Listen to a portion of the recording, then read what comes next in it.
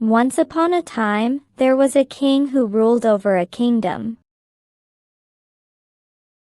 The fields were green, the markets were busy, and everyone had enough to eat.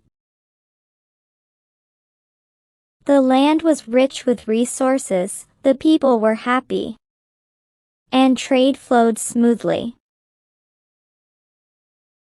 The king cared deeply for his people and wanted to keep them safe.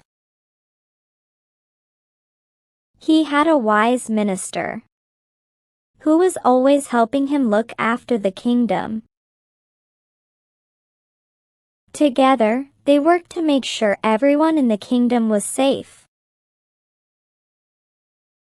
With their lives and belongings protected, the king trusted his minister completely.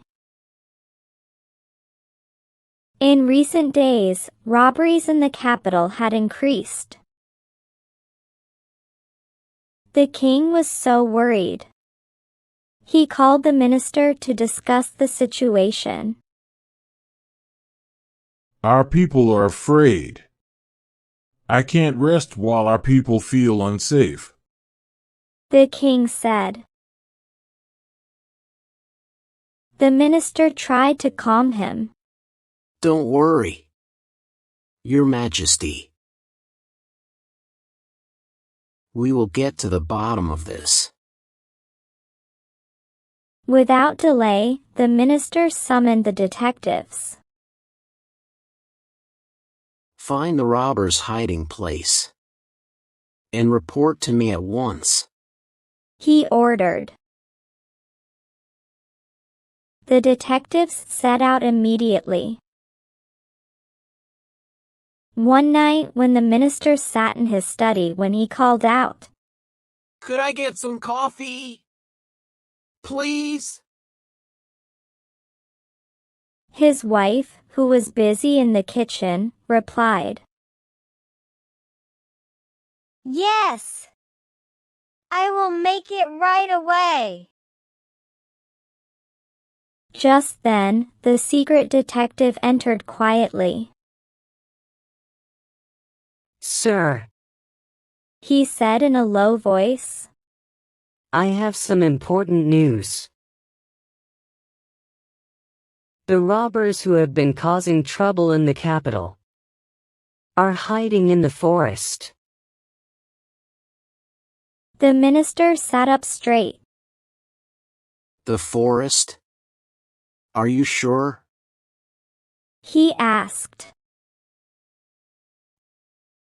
"Yes, sir.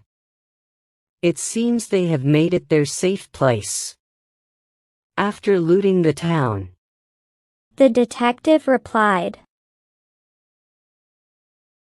Thank you for the information, The minister said, his mind racing with plans. The next morning, the minister hurried to the royal court. He was eager to speak with the king. As he entered, he bowed and said, Your Majesty. I have news about the robbers. The king looked up, concerned. What is it? The robbers have taken refuge in the forest. The minister explained quickly. We must act fast. The king ordered. Gather the guards at once and raid the forest and capture those robbers. The minister nodded. Yes, Your Majesty.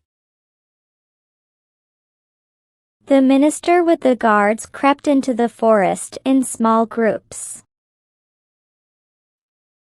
They were moving silently among the trees. Be careful and follow my lead, The minister instructed his guards. His eyes were scanning for any signs of danger. As they reached the robbers' hideout, the minister shouted, "Surround them!" The robbers gasped in shock, their faces pale. "You are all under arrest," the minister announced.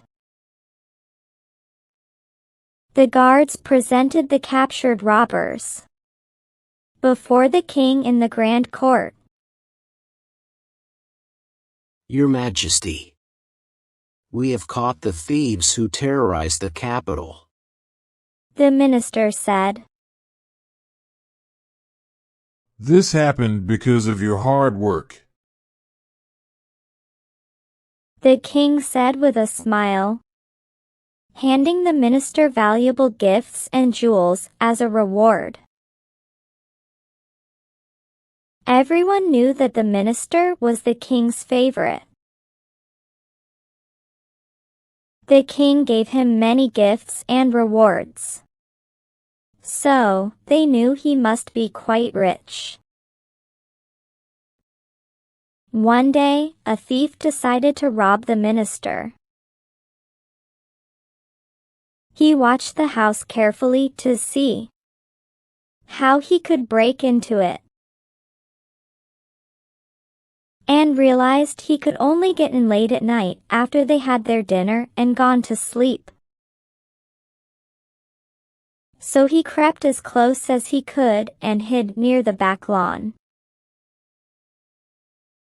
From here, he had a clear view of the house and its people. The minister came back after his day at the court